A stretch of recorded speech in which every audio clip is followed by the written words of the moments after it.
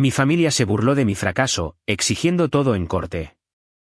Coloqué un papel sobre el escritorio del juez, sus ojos se abrieron, nadie se mueva, cierren las puertas ya. Mis padres palidecieron.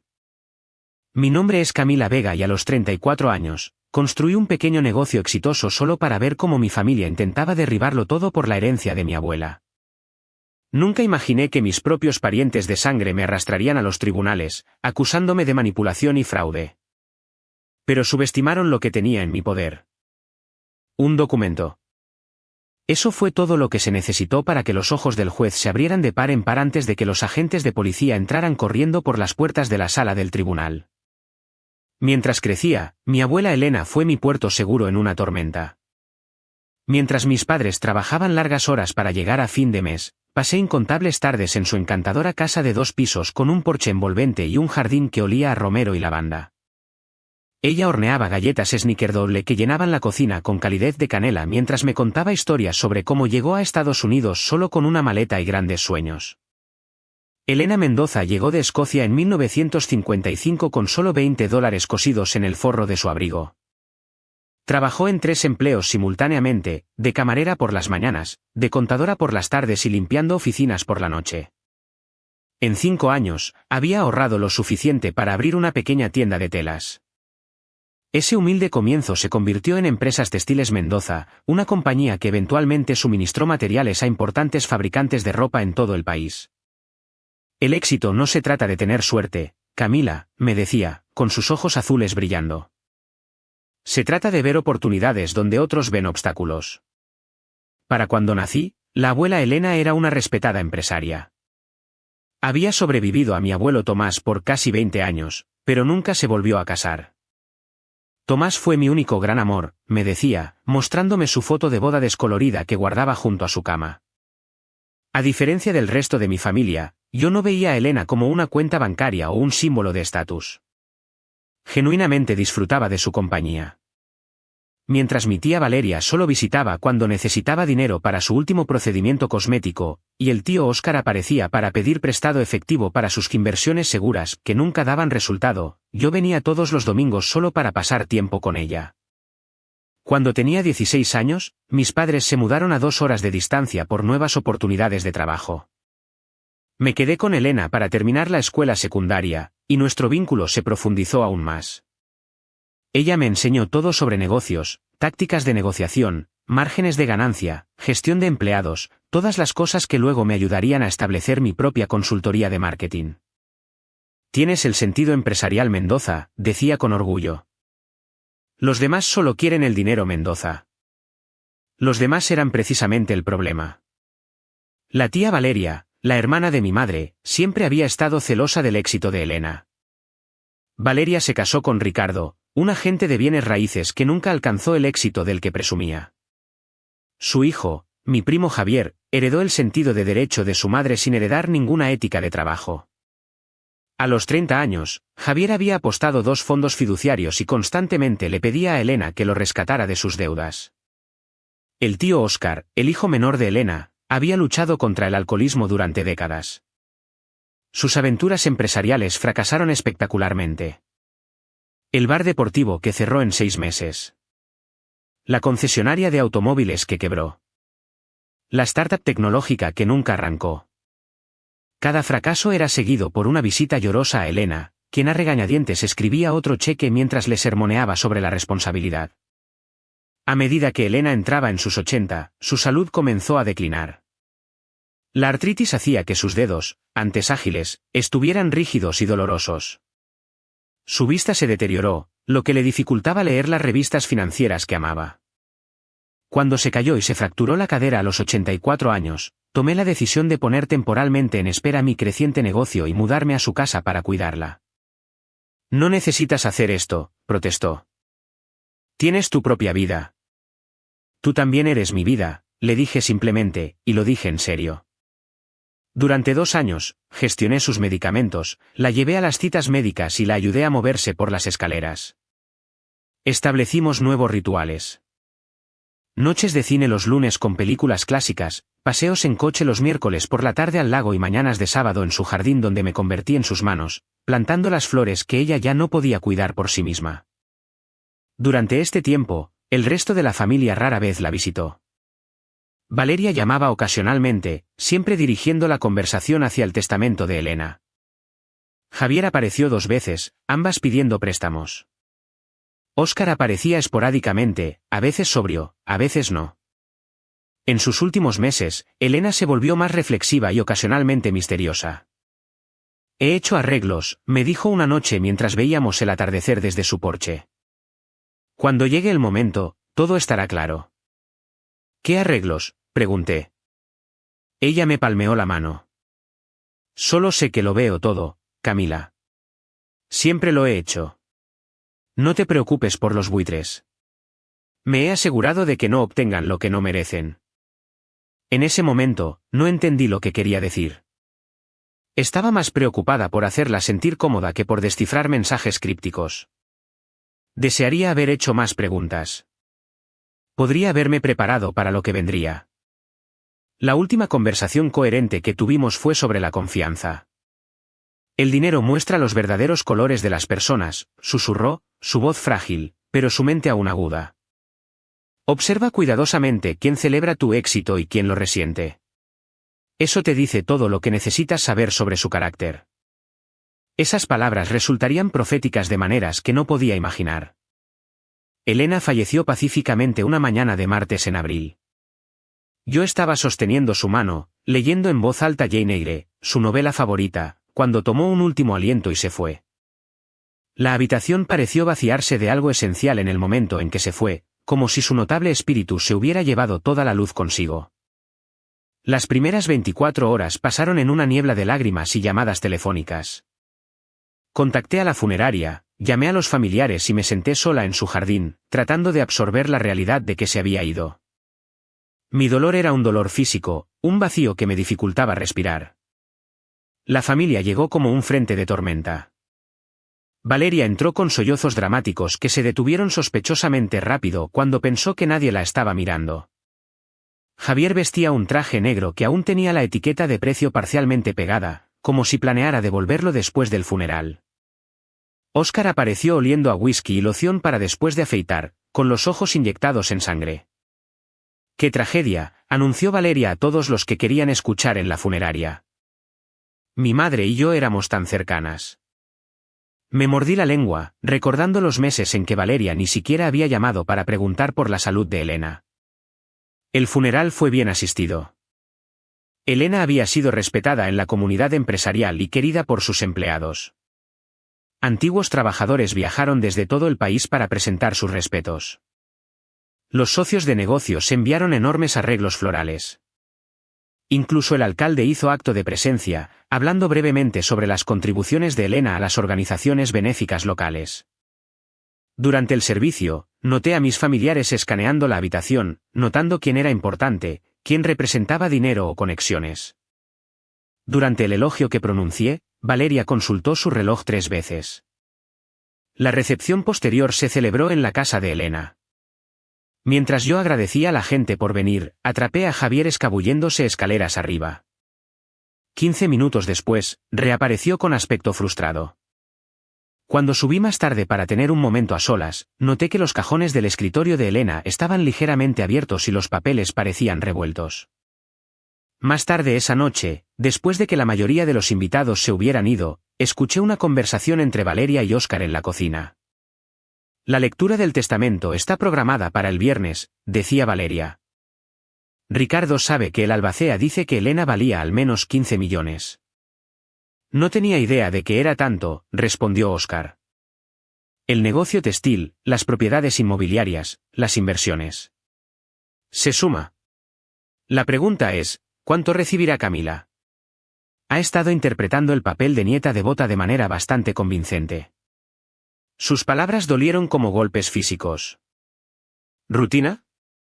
Yo había puesto mi propia vida en espera por amor a Elena, no por ganancia financiera. El viernes llegó con tensa anticipación. La familia se reunió en la oficina del abogado de toda la vida de Elena, Gabriel Torres, un hombre distinguido de unos 60 años que había manejado sus asuntos legales durante décadas. Él se mostró particularmente amable conmigo, ofreciéndome sus condolencias antes de ir al grano. Antes de empezar, dijo Gabriel, quiero señalar que Elena estaba en completo estado de lucidez mental cuando hizo sus enmiendas finales a este testamento hace 6 meses. Entendía exactamente lo que estaba haciendo. Valeria y Óscar intercambiaron miradas. El testamento comenzó con pequeños legados, joyas a parientes lejanos, obras de arte a amigos, donaciones caritativas. Luego vino la bomba. A mi nieta, Camila Vega, quien me mostró verdadero amor y lealtad familiar, le dejo mi interés mayoritario en Empresas Textiles Mendoza, mi residencia principal y todo su contenido, y la suma de $12 millones de mis cuentas de inversión. La sala estalló.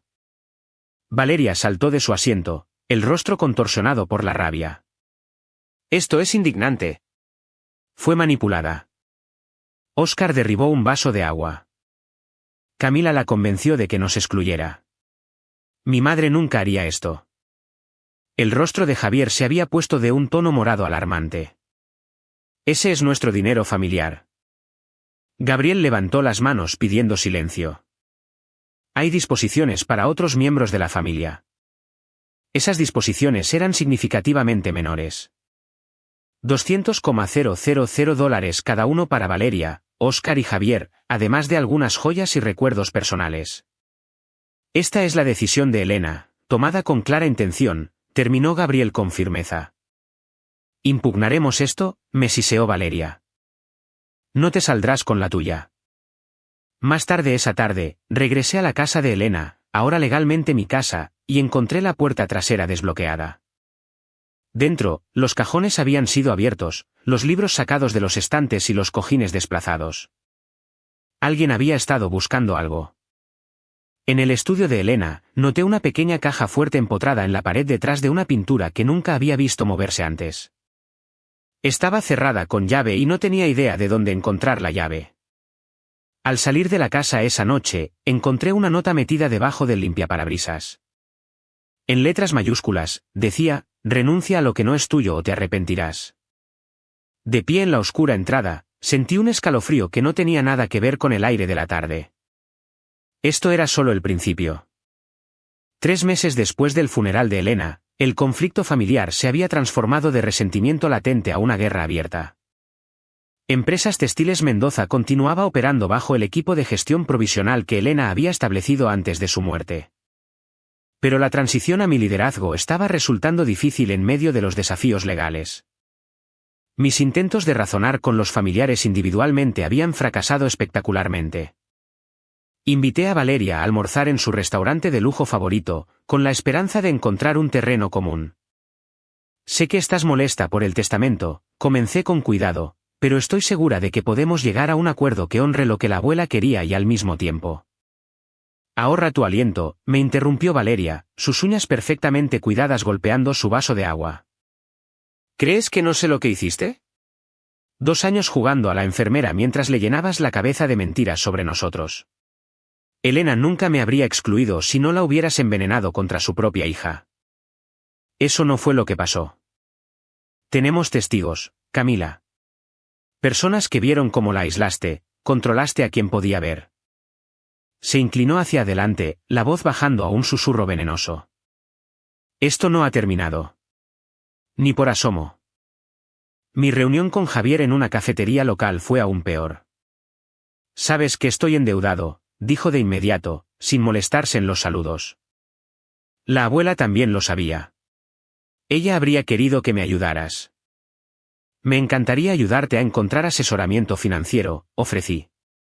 Su risa fue amarga. No necesito asesoramiento. Necesito $2 millones para liquidar lo que debo. Hay gente buscándome, Camila. ¿Gente peligrosa? Eso suena a un asunto policial. Dame lo que merezco de la herencia y todo esto desaparecerá, dijo, levantándose para irse. De lo contrario, espero que puedas vivir con lo que suceda después. La confrontación del tío Óscar fue la más pública y embarazosa. Apareció en mi oficina de consultoría de marketing, claramente intoxicado a las 2 de la tarde. Mi asistente intentó detenerlo, pero él la empujó y entró en una reunión con un cliente que yo estaba llevando a cabo. Aquí está, anunció a mis clientes sobresaltados, la pequeña intrigante manipuladora que robó nuestro legado familiar. Seguridad lo escoltó fuera, pero no sin antes de que gritara acusaciones sobre mí aprovechándome de una anciana. Los clientes fueron comprensivos, pero la noticia se difundió rápidamente en nuestra pequeña comunidad empresarial. Pronto, comencé a escuchar informes inquietantes. Javier había estado diciéndole a cualquiera que quisiera escuchar que yo había sedado médicamente a Elena para que firmara el Nuevo Testamento. Valeria difundió rumores de que yo había impedido que la familia la visitara durante los meses finales de Elena. Óscar les dijo a sus compañeros de bebida que yo había amenazado a Elena, diciendo que abandonaría sus cuidados si no cambiaba su testamento a mi favor. Los susurros afectaron mi negocio. 2 clientes cancelaron contratos. Se rescindió una invitación a una cena de la industria. Los antiguos amigos se distanciaron, claramente incómodos con la controversia. Luego llegó la notificación legal. La familia había contratado a Mario Castro, uno de los abogados más caros y agresivos del Estado. Su firma se especializaba en impugnar testamentos, particularmente aquellos que involucraban activos sustanciales. El documento de 12 páginas alegaba influencia indebida, capacidad disminuida y coerción, atacando simultáneamente la competencia mental de Elena y mi carácter. Encontrar representación legal resultó inesperadamente difícil. 3 abogados se negaron a tomar mi caso después de las consultas iniciales, citando conflictos de intereses o simplemente que el caso era demasiado complicado. Más tarde descubrí que el esposo de Valeria, Ricardo, tenía conexiones en toda la comunidad legal local y había estado haciendo llamadas. Cuando finalmente encontré a Sofía Herrera, se sintió como una intervención divina. Era nueva en la ciudad, ya que había reubicado recientemente su práctica desde Chicago y no tenía conexiones con mi familia. Están utilizando tácticas clásicas de intimidación, explicó Sofía durante nuestra primera reunión. La dificultad para encontrar representación, la campaña de susurros en la comunidad, las amenazas crecientes. Todo está diseñado para hacer que te rindas antes de que lleguemos a la corte. ¿Es fuerte su caso?, pregunté, aterrada por la respuesta. No basado en lo que me has dicho, dijo. Pero los concursos de testamentos son impredecibles. Los jueces tienen discreción significativa, y Castro es muy bueno creando narrativas convincentes, incluso a partir de pruebas débiles. Una oferta formal de acuerdo llegó la semana siguiente. A cambio de retirar todas las reclamaciones de mala conducta contra mí, la familia me permitiría quedarme con la casa y una pequeña porción del dinero, aproximadamente $1 millón.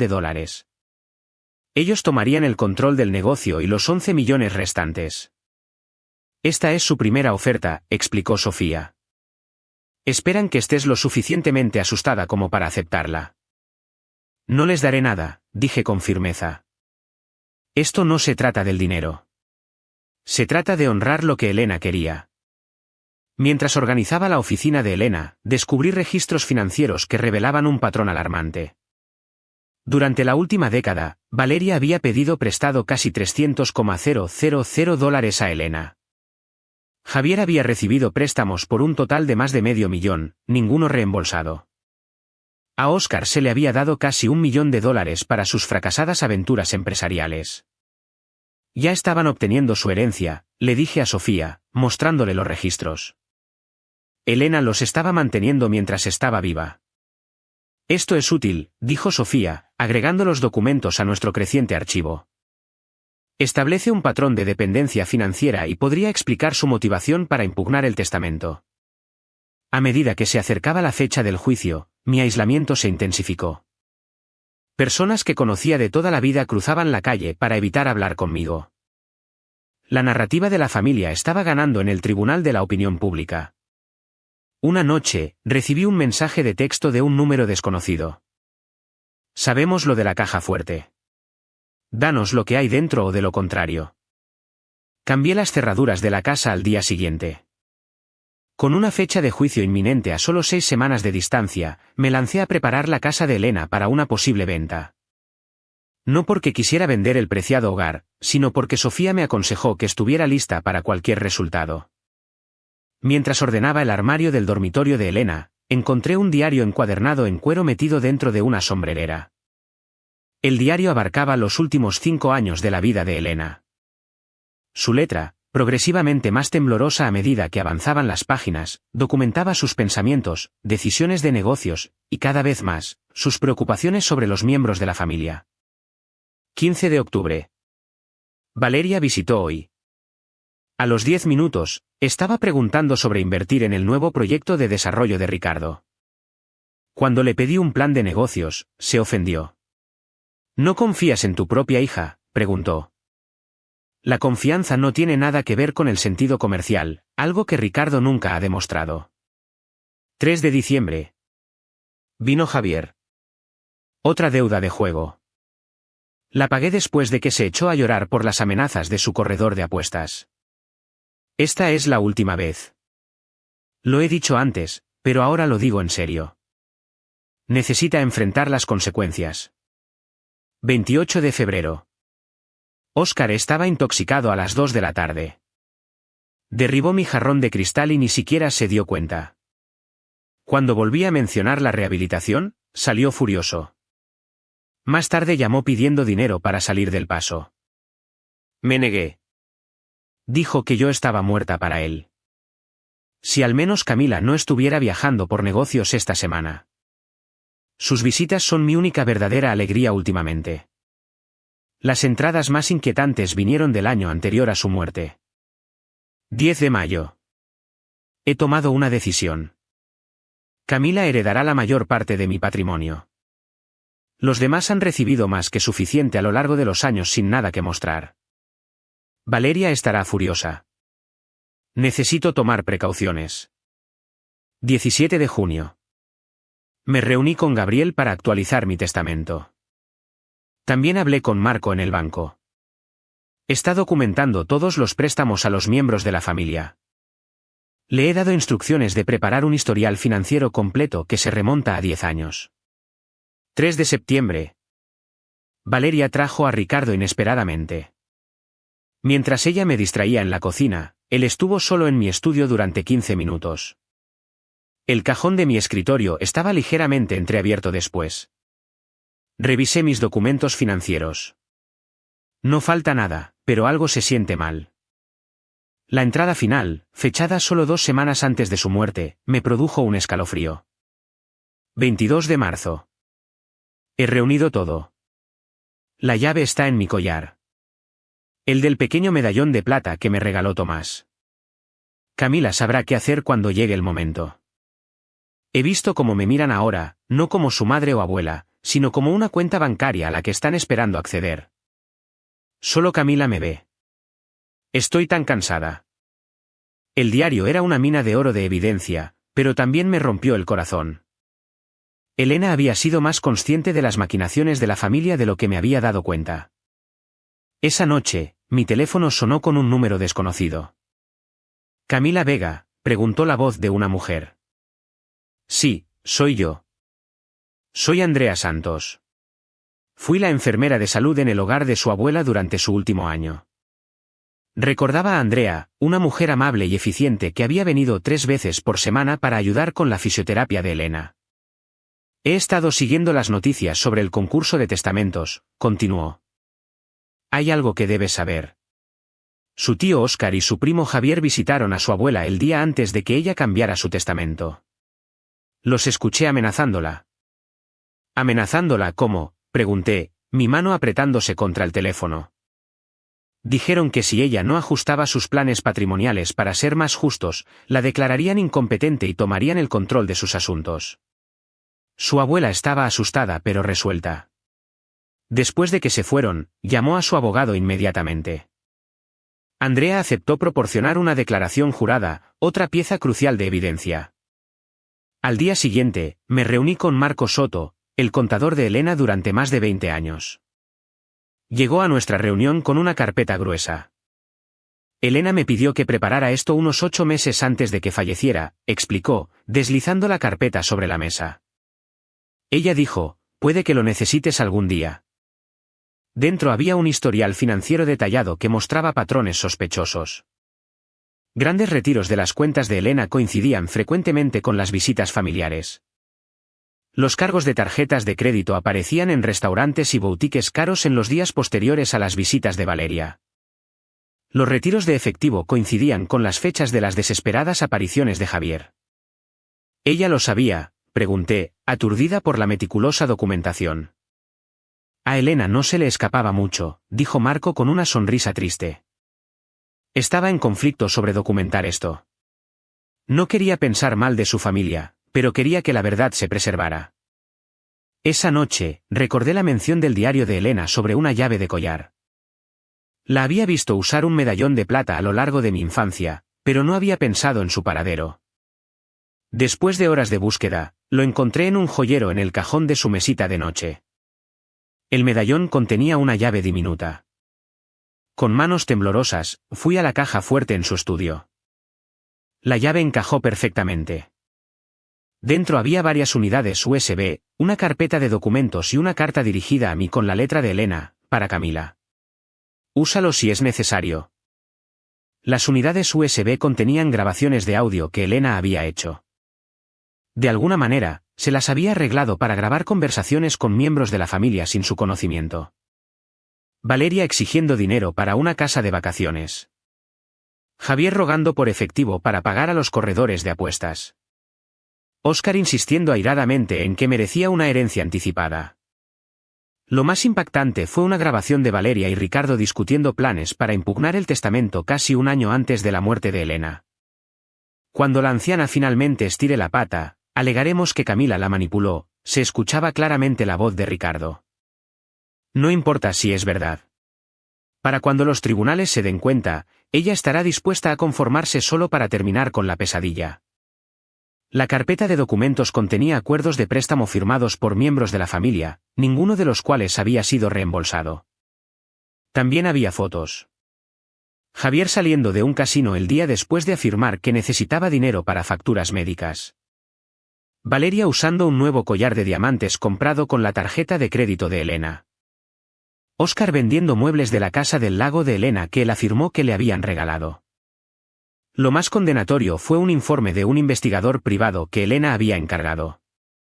El investigador había documentado el gasto lujoso de Valeria y Ricardo a pesar de las dificultades financieras alegadas, las conexiones de Javier con corredores de apuestas conocidos y el patrón de Óscar de empeñar reliquias familiares.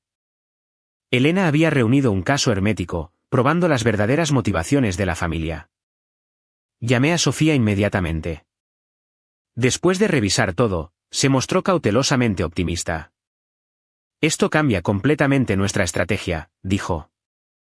Necesitamos ser cuidadosos sobre cómo presentamos esto en la corte. Las grabaciones podrían no ser admisibles dependiendo de las leyes de consentimiento, pero los documentos financieros y las fotos sí lo son absolutamente. La noche antes de la fecha del juicio, estaba organizando la evidencia cuando escuché un ruido abajo. Alguien estaba tratando de forzar la puerta trasera. Llamé a la policía, que llegó en minutos, pero el intruso había huido. Una palanca yacía abandonada cerca de la puerta, y la caja fuerte de la pared en el estudio tenía rasguños alrededor de sus bordes. Sabían sobre la evidencia y estaban desesperados por obtenerla antes de que pudiera usarla en la corte. El juzgado del condado era un imponente edificio de piedra caliza con columnas de mármol y techos altos que hacían eco a cada paso. Llegué temprano con Sofía, mi estómago revuelto por la ansiedad a pesar de nuestra sustancial evidencia. La gravedad de la situación me golpeó al pasar por seguridad. Mi propia familia estaba tratando de destruirme para obtener dinero que no habían ganado. Valeria, Ricardo, Óscar y Javier llegaron juntos, un frente unificado en atuendos azul marino coordinados que gritaban «familia afligida respetable». Valeria incluso había añadido un accesorio, un pañuelo bordado con las iniciales de Elena que se secaba en ojos secos para un efecto máximo. Mario Castro, su abogado, exudaba confianza en su traje de 3 piezas. Llevaba un maletín de cuero que probablemente costaba más que el salario mensual de la mayoría de las personas y estaba acompañado por 2 asociados más jóvenes que pululaban a su alrededor como peces piloto. La jueza Isabella Reyes entró en la sala del tribunal precisamente a las 9. Una mujer de unos 60 años con cabello plateado y penetrantes ojos grises, tenía una reputación de ser minuciosa e inmune a las actuaciones teatrales. Este tribunal ahora escuchará el caso del concurso patrimonial Mendoza, anunció. He revisado las presentaciones de ambas partes. Permítanme ser clara. Me interesan los hechos, no las apelaciones emocionales o las acusaciones sin fundamento. Castro abrió con una narrativa magistralmente elaborada que retrataba a Elena como una anciana vulnerable manipulada por una nieta calculadora. Según su relato, yo había aislado sistemáticamente a Elena de su amorosa familia, volviéndola contra ellos a través de una constante influencia negativa. Su señoría, Camila Vega, vio una oportunidad y la aprovechó, dijo Castro, su voz resonando en la sala. Se mudó a la casa de la señora Mendoza bajo la apariencia de proporcionar cuidados, pero su verdadera motivación era controlar el acceso para influir en la distribución de un patrimonio sustancial. Sofía mantuvo la compostura, tomando notas detalladas mientras ocasionalmente me apretaba el brazo de manera tranquilizadora. El desfile de testigos de Castro comenzó. Un antiguo jardinero afirmó que me había escuchado decirle a Elena que sus hijos solo estaban interesados en su dinero. El jardinero convenientemente omitió mencionar que había sido despedido por Elena por robar adornos de jardín, un hecho que Sofía destacó durante el contrainterrogatorio. La peluquera de Elena testificó que yo había cancelado varias de las visitas de Valeria, alegando que Elena no se sentía bien. Bajo el interrogatorio de Sofía, admitió que no tenía forma de saber si Elena estaba realmente enferma durante esos momentos. El testigo más sorprendente fue mi exnovio de la universidad, Andrés, a quien no había visto en más de una década. Me describió como manipuladora y centrada en el dinero, alegando que una vez había dicho que estaba esperando el dinero de mi abuela para resolver todos mis problemas.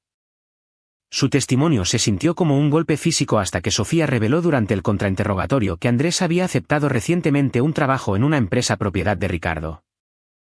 Una ex empleada de mi firma de marketing testificó que yo había tomado tiempo libre extendido supuestamente para cuidar a Elena, pero que me habían visto por la ciudad de compras y cenando. Ella olvidó mencionar que estas salidas habían sido con Elena, sacándola de la casa para disfrutar, algo que Sofía estableció al presentar recibos que mostraban 2 comidas compradas en cada lugar. Durante el receso del almuerzo, Javier se me acercó en el pasillo. No es demasiado tarde para llegar a un acuerdo, dijo, con la voz baja y amenazante. Esto solo va a empeorar para ti. ¿Es por eso que le pagaste a mi exnovio para que mintiera sobre mí? Pregunté. Algo brilló en sus ojos, sorprendido de que yo lo supiera, tal vez antes de que lo enmascarara con una mueca. Recién estamos empezando. La tarde trajo expertos financieros contratados por Castro, quienes presentaron gráficos que sugerían que las decisiones de inversión de Elena se habían vuelto erráticas después de que me mudé. El contrainterrogatorio de Sofía reveló que habían seleccionado transacciones ignorando la estabilidad general de la cartera de Elena. A última hora de la tarde, surgió un patrón inquietante en la estrategia de Castro, el asesinato de carácter a través de medias verdades cuidadosamente seleccionadas. Se presentaron mensajes de texto entre Elena y yo con contexto crucial eliminado.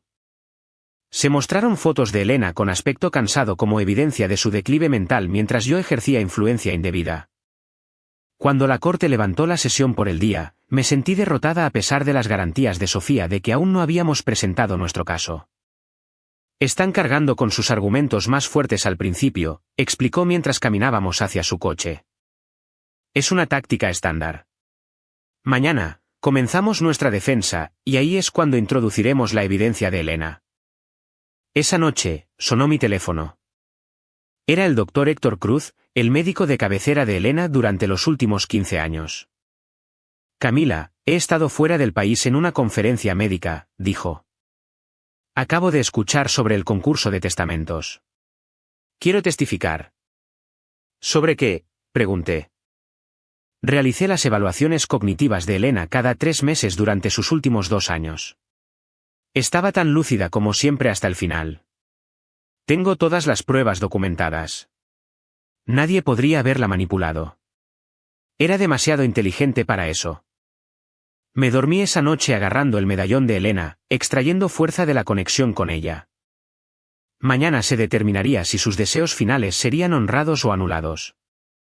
El segundo día del juicio amaneció con una sensación de presagio. Mi familia entró en la sala del tribunal con sutiles sonrisas de suficiencia, creyendo claramente que la victoria estaba a su alcance. Valeria había mejorado su pañuelo de utilería a una foto enmarcada de Elena que colocó conspicuosamente en la mesa frente a ella. Mario Castro comenzó llamando a su testigo estrella, el doctor Esteban Lira, un psiquiatra geriátrico que nunca había conocido a Elena pero había revisado sus registros médicos. Basado en mi análisis, testificó Lira, la señora Mendoza exhibió signos clásicos de vulnerabilidad cognitiva en sus últimos años. Lapsos de memoria, confusión sobre fechas, dificultad con conceptos financieros. Todo esto es consistente con una capacidad disminuida.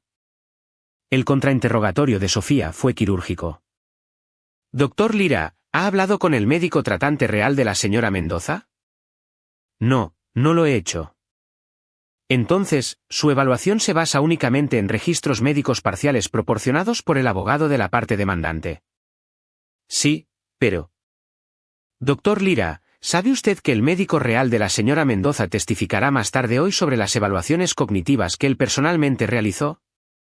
Castro objetó, pero el daño estaba hecho. La credibilidad de Lira había sido socavada.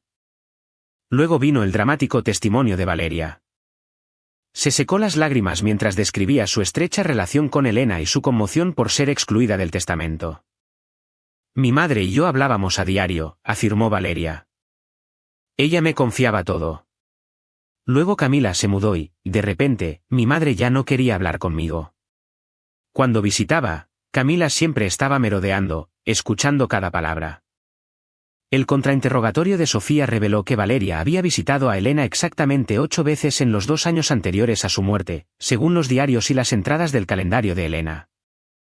Y durante esas 8 visitas, continuó Sofía, los registros telefónicos muestran que llamó a su madre aproximadamente 27 veces en total. Eso está lejos de ser comunicación diaria, ¿no es así? Valeria se sonrojó. Estaba ocupada con obras de caridad. ¿Obras de caridad como su retiro de spa de 3 semanas en Suiza el año pasado?, preguntó Sofía, produciendo fotos de las propias redes sociales de Valeria. La mañana progresó con revelaciones similares. Las deudas de juego de Javier quedaron expuestas. El historial de arrestos relacionados con el alcohol de Óscar salió a la luz. Para el receso del almuerzo, Castro parecía menos seguro mientras mis familiares intercambiaban miradas de preocupación. Por la tarde, el doctor Cruz subió al estrado, presentando evidencia clara de la solidez cognitiva de Elena hasta su muerte. El contador de Elena testificó sobre su continua perspicacia empresarial. Andrea, la enfermera de salud en el hogar, describió la visita amenazante de Óscar y Javier. A medida que avanzaba el día, la expresión de la jueza Reyes se volvió cada vez más preocupada mientras tomaba copiosas notas. El caso de la familia se estaba desmoronando, pero Castro era hábil en el control de daños, enfatizando repetidamente mi ganancia financiera como motivo de manipulación. Casi al final del día, Sofía me llamó al estrado. Testifiqué sobre mi relación con Elena, el cuidado que le había brindado y mi falta de conocimiento sobre el alcance de su riqueza hasta después de su muerte.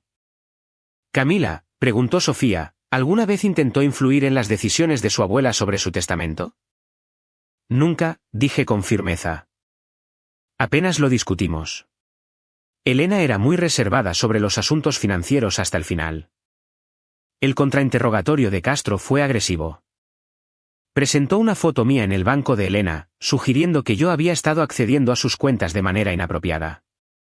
Expliqué que había estado depositando cheques para su negocio porque ella tenía dificultades para conducir. No es conveniente, presionó Castro, que la única persona que pasó más tiempo con la señora Mendoza en sus últimos años sea la que recibe la mayor parte de su patrimonio de $15 millones. No pasé tiempo con ella para obtener su dinero, respondí, luchando por mantener la voz firme. Pasé tiempo con ella porque la amaba. Al concluir el día, la jueza Reyes se dirigió a ambas partes. Reanudaremos mañana por la mañana para la evidencia final y los argumentos de cierre. Espero dictar sentencia al final del día. Esa noche, Sofía y yo finalizamos nuestra estrategia. Los registros financieros, las entradas del diario y los testimonios de los testigos habían sido efectivos, pero aún no habíamos jugado nuestra carta más fuerte. Las grabaciones y el informe del investigador que Elena había asegurado en la caja fuerte.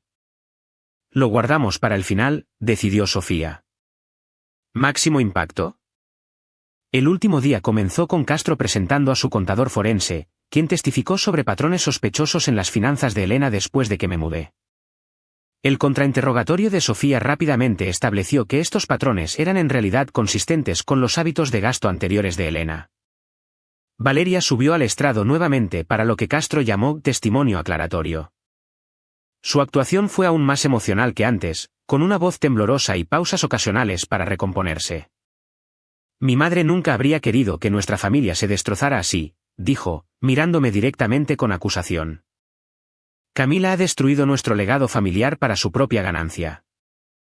La jueza Reyes parecía estar escuchando atentamente, ocasionalmente asintiendo mientras Valeria hablaba. Mi corazón se hundió. A pesar de toda nuestra evidencia, ¿estaba la jueza siendo influenciada por la actuación de Valeria? Después del receso del almuerzo, Sofía anunció, Su señoría, tenemos una última pieza de evidencia que presentar. Me acerqué al estrado con un sobresellado, mis manos temblando ligeramente. La jueza Reyes lo aceptó con una mirada inquisitiva. Mientras lo abría y comenzaba a leer, su expresión se transformó de curiosidad a conmoción y luego a sombría determinación. Abogados, acérquense al estrado, ordenó. Sofía y Castro se adelantaron para una conferencia en voz baja. El rostro de Castro se desangró mientras miraba a mi familia. La jueza Reyes se dirigió a la sala del tribunal. Basado en la evidencia recién presentada, este tribunal tomará un receso de 15 minutos. Nadie debe abandonar la sala. Salió rápidamente, con el sobre agarrado en la mano. El documento que había proporcionado contenía 3 piezas críticas de evidencia. Primero, una confesión notariada de Ricardo, el esposo de Valeria, escrita durante su proceso de divorcio 2 años antes. Un divorcio del que se habían reconciliado, pero que había generado documentos legales. En él, Ricardo admitía una conspiración para presionar a Elena para que cambiara su testamento, incluyendo planes para que la declararan incompetente si se negaba. Segundo, registros bancarios que mostraban un robo sistemático de las cuentas de Elena utilizando cheques duplicados y firmas falsificadas, un esquema orquestado por Valeria y ejecutado por Javier. Tercero, un informe policial presentado por Elena 6 meses antes de su muerte documentando sus preocupaciones sobre el abuso financiero a personas mayores. Ella había retirado la queja bajo presión familiar, pero el informe permanecía en los registros policiales. Lo más condenatorio fue la evidencia adjunta de que mi familia había estado planeando colocar a Elena en un asilo de ancianos de baja calidad en contra de sus deseos para obtener el control de sus activos.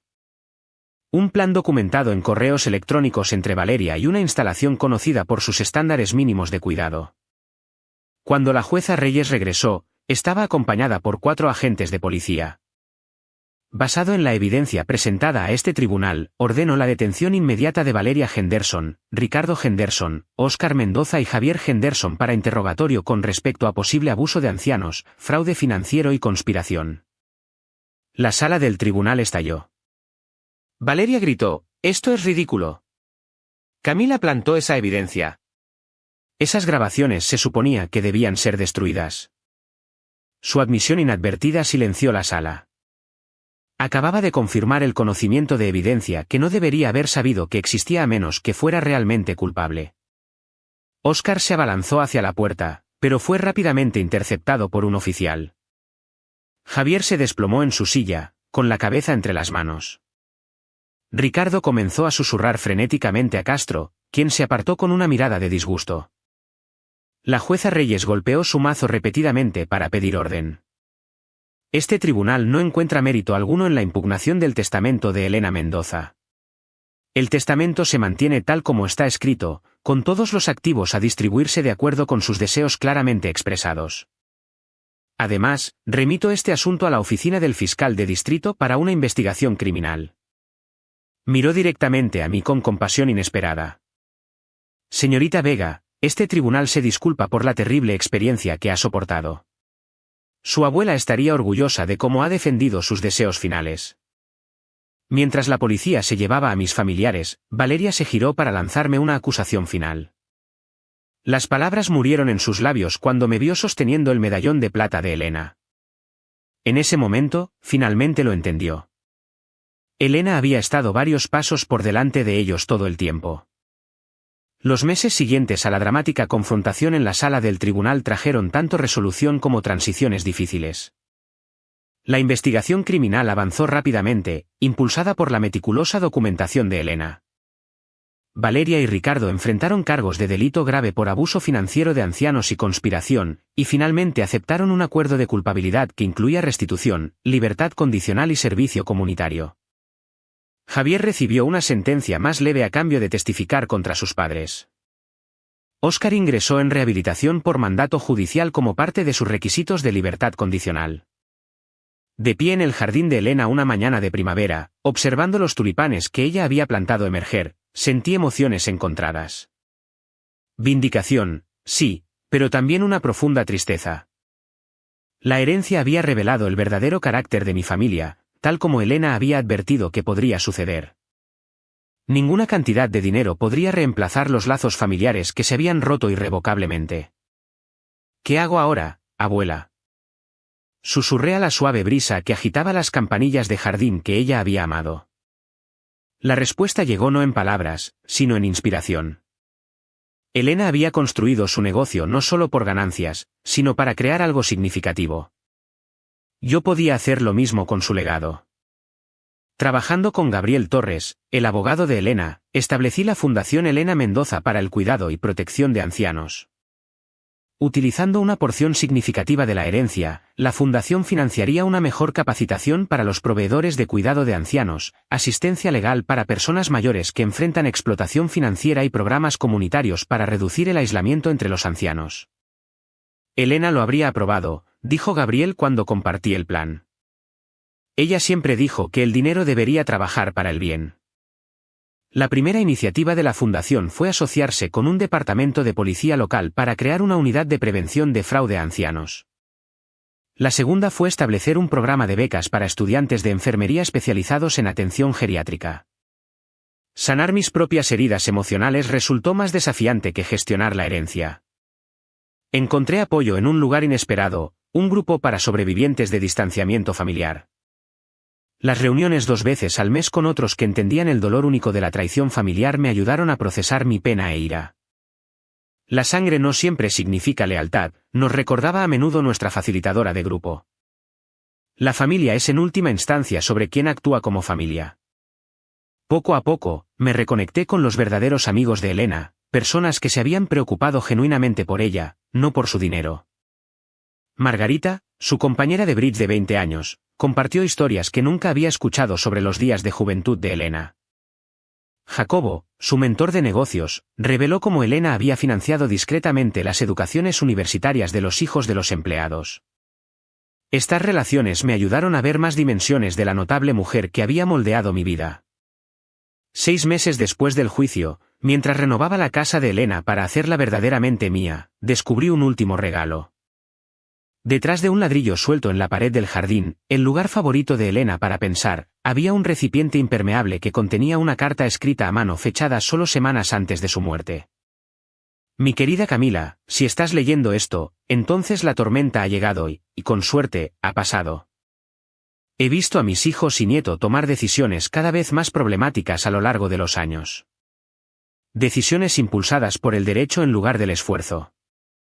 Habilité este comportamiento durante demasiado tiempo, creyendo que la lealtad familiar requería apoyo financiero independientemente del mérito. Tú me mostraste un tipo diferente de lealtad, una basada en el amor y el respeto en lugar de la expectativa y la obligación. Tu cuidado durante mis años finales me dio más alegría que todo mi éxito empresarial combinado.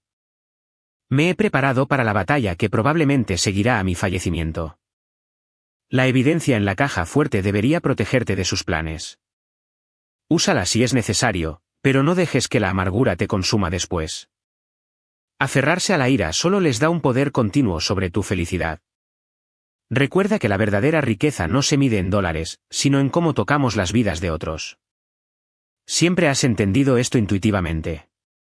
Es por eso que mereces no solo mi legado financiero, sino la oportunidad de extender el propósito de mi vida. Construye algo significativo, Camila. Elige sabiamente a tu familia de ahora en adelante. Rodéate de aquellos que celebran tu éxito en lugar de resentirlo. Y debes saber que donde sea que esté, Estoy increíblemente orgullosa de la mujer en la que te has convertido. Todo mi amor, Elena. Sus palabras trajeron tanto lágrimas como claridad. La herencia nunca había sido el verdadero regalo. El verdadero legado de Elena fue la sabiduría que había compartido, los valores que había demostrado y el amor que había dado incondicionalmente. El negocio prosperó bajo mi guía, informado por los principios de liderazgo ético de Elena. Implementé la participación en las ganancias para los empleados y expandí las prácticas sostenibles de la compañía. Empresas Textiles Mendoza se dio a conocer no solo por productos de calidad sino por una cultura laboral excepcional. Mi vida personal se reconstruyó gradualmente en torno a conexiones auténticas.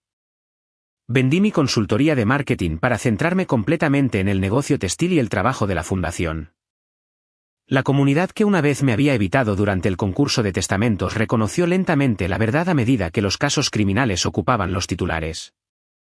Lo más significativo fue conocer gente que me valoraba por mí misma, no por mi herencia. Una voluntaria en la fundación, Luisa, se convirtió en una amiga de confianza. Mi mentor de negocios, Roberto, brindó orientación sin agenda. Incluso algunos parientes lejanos del lado escocés de Elena se acercaron, compartiendo la historia familiar sin motivos financieros. 2 años después del fallecimiento de Elena, organicé una dedicación de un jardín conmemorativo en el centro para personas mayores local financiado por la fundación. Mientras el sol se ponía sobre las rosas recién plantadas, las favoritas de Elena, reflexioné sobre el viaje de la traición a la reconstrucción. La herencia que mi familia había luchado tan desesperadamente por controlar había creado en última instancia más bien en la comunidad de lo que su codicia jamás habría permitido. La previsión de Elena había transformado lo que podría haber sido meramente una transferencia de riqueza en una fuerza para el cambio positivo. Mi vida había tomado un camino inesperado, pero finalmente estaba en paz con él. Elena había sabido todo el tiempo lo que realmente importaba. La familia no se define por el ADN, sino por las acciones. El legado no se trata de dinero, sino de impacto. Y a veces, la herencia más valiosa es la sabiduría para reconocer el verdadero carácter tanto en los demás como en nosotros mismos.